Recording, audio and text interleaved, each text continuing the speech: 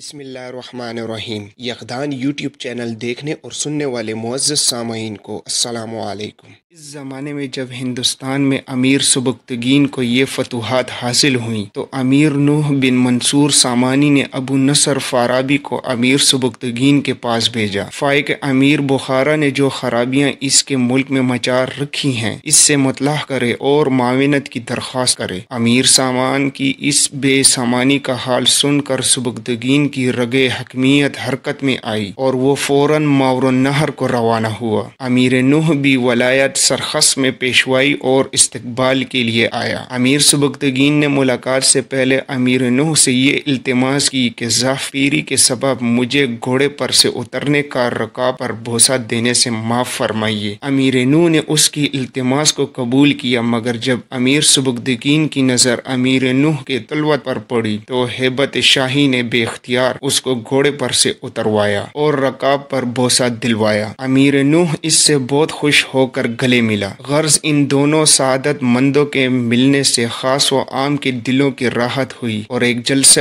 صحبت منتظر منعقد ہوا۔ بعد فراغت ضیافت و مجالس کے انتظام اور امور مملکت پر گفتگو ہوئی تھی۔ یہ قرار پایا کہ امیر سبکتگین غزنین جائے اور سپاہ کو تیار کر کے لائے۔ وہ غزنین کو روانہ ہوا اور امیر نوح بخارا کو گیا۔ جب فائق کو جو امیر ابو علی سمجوری کے پاس پناہ کے لیے گیا تھا یہ اطلاع ہوئی تو اس نے اپنے خواص سے مشورہ کیا کہ اگر کام بگڑے تو کہاں پناہ لینی چاہیے۔ یہ قرار پایا کہ فخر الدولہ دیلمی کے پاس پناہ لینی چاہیے، اس سے رشتہ اتحاد و داد مستحکم ہے۔ اس اثناء میں امیر سبکتگین بلخ میں آیا اور امیر نوح بخارا سے چل کر اسے ملا۔ فائق اور امیر ابو السمجوری لشکر گراں لے کر روانہ ہوئے اور ہرات کے پاس میدان میں لڑائی ہوئی۔ امیر سبکتگین نے دشمنوں کو شکست دی تو ان کو بے سر و سامان بھگا دیا۔ فائق اور امیر ابو علی سمجوری بھاگ کر نیشاپور چلے گئے۔ اس فتح کے صلے میں امیر نوح نے سبکتگین کو ناصر الدین کے خطاب سے اور سلطان محمود غزنفی کو سیف الدولہ کے لقب سے مشرف کیا اور منصب امیر الامراء کا جو ابو علی سمجوری کو عطا ہوا تھا وہ سیف الدولہ کو دیا گیا۔ امیر نوح کامیاب و کامران بخارا کو روانہ ہوا۔ ناصر الدین سبکتگین غزنی میں آیا اور سیف الدولہ سلطان محمود غزنوی تنہا نیشاپور میں رہا۔ جب امیر ابو علی اور فائق سلطان نے محمود غزنوی کو تنہا دیکھا تو پہلے اس کے باپ کے پاس سے کمک آئے، اس سے لڑائی کا قصد کیا اور اس پر فتح حاصل کر لی۔ جب امیر سبکتگین کو اس کی خبر ہوئی تو وہ سپاہ کو لے کر نیشاپور میں جا پہنچا اور حوالی توس میں امیر ابو علی اور فائق سے لڑائی ہوئی۔ امیر سبکتگین نے پھر ان دونوں کو شکست فاش دی، مگر ابو علی سمجوری اور فائق جان سلامت لے گئے اور قلعہ کلات میں چلے گئے۔ اس فتح کے بعد امیر ناصر الدین سبکتگین مسند پر فرمانروائی پر فراغت کے ساتھ متمکن ہوا۔ فائق بخرا خان کے جانشین ایل خان کے پاس چلا گیا اور اس ایل خان کے دباؤ و زور سے نوح اور فائق میں صلح صفائی ہو گئی۔ وہ سمرقند کا حاکم مقرر ہوا۔ جب نوح نے انتقال کیا تو ایل خان نے بارہ پر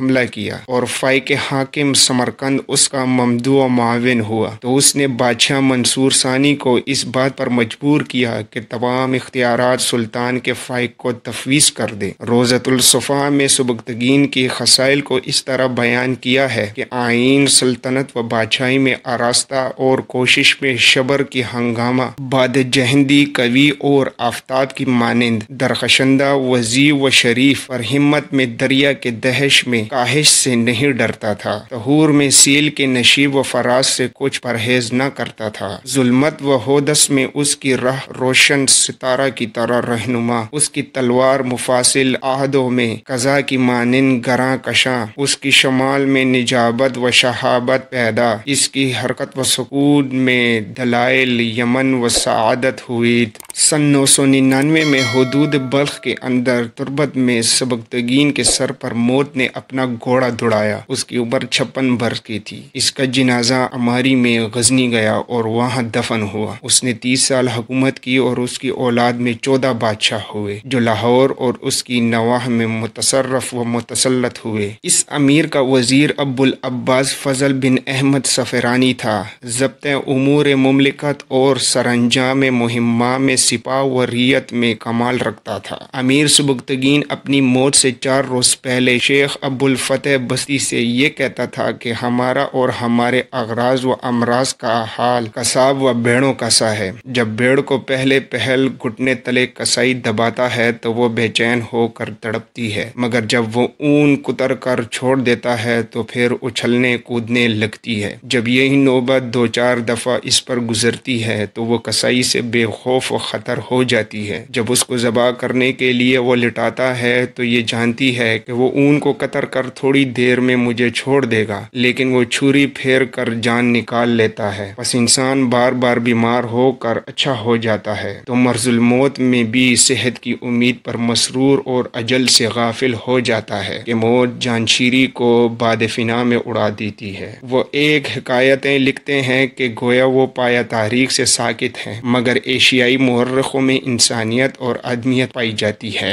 कि वो किस तरह तारीख से हुस्न इखलाक की तालीम हासिल करते हैं। मशरकी मुल्कों में तारीखी वाक़यात से ऐसा असर दिल पर नहीं होता जैसे इन हिकायात से, जिनको मगरबी मुल्कों में बिल्कुल लग़ू व बेहुदा और मशरकी बकबक कहते हैं। तारीख में ये हिकायत सुबुक्तगीन और उसके आका की लिखी है कि जब अमीर सुबुक्तगीन बुखारा को जाता था तो राह में मंजिल खख्स्तर में वो फरोकश हुआ और यहाँ सदका व खैरात में बहुत कुछ रुपया दिया और घोड़े पर सवार होकर 5-6 आदमियों से एक जगह को कूदने के लिए हुक्म दिया। जब उन्होंने खोदा तो एक लोहे की मेख निकली। अमीर सुबुक्तगीन ने उसे देखा तो घोड़े पर से उतरा और बहुत रोया। फिर जाए नमाज मंगवा कर दोगाना शुक्र इलाही अदा किया। जब लोगों ने इस हाल का सबब पूछा तो उसने कहा कि ये किस्सा नादिर सुनो कि जिस आका के मैं मुल्क में था, मुझे और 12 और गुलामों को जो मेरे हमरा थे जीहों से पार उतार कर शहर खान में वो ले गया और इस जगह से गोरकनान लाया। यहाँ के बादशाह ने 7 गुलाम खरीदे, लेकिन मुझे और 5 दूसरे गुलामों को ना खरीदा। फिर निशापुर की राह में मर्द और सड़खस में 4 गुलाम उसने बेचे। मैं और एक और बाकी रहे। मुझे सुबुक्तगीन दराज कहते थे और इत्तेफाक से मेरे आका के 3 घोड़े मेरी रान के नीचे जख्मी हो चुके थे। जब मैं यहाँ खख्स्तर में आया तो मेरा घोड़ा जख्मी हो गया। इस पर मेरे आका ने मुझे बहुत मारा और ज़ैन को मेरी गर्दन पर रखा और कसम खाई थी कि निशापुर में जो कुछ तेरी कीमत मिलेगी वही लेकर मैं बेच डालूंगा। इसी गम में मैं सो गया।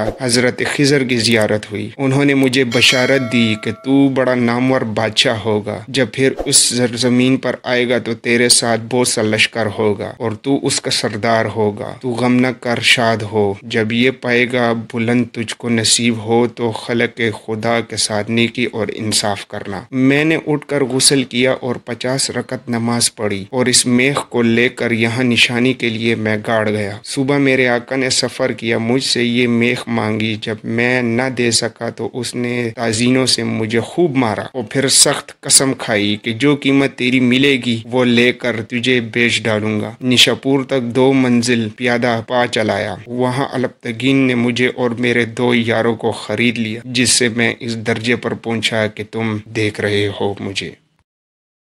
इस वीडियो में आज के लिए इतना ही। हमारे साथ जुड़े रहने के लिए वीडियो को लाइक करें, चैनल को सब्सक्राइब करें और घंटी के निशान को ज़रूर दबाएं। मिलते हैं अगली वीडियो में। अपना और अपने गिरदो नवाह के लोगों का बहुत सारा ख्याल रखिएगा। अल्लाह हाफिज़।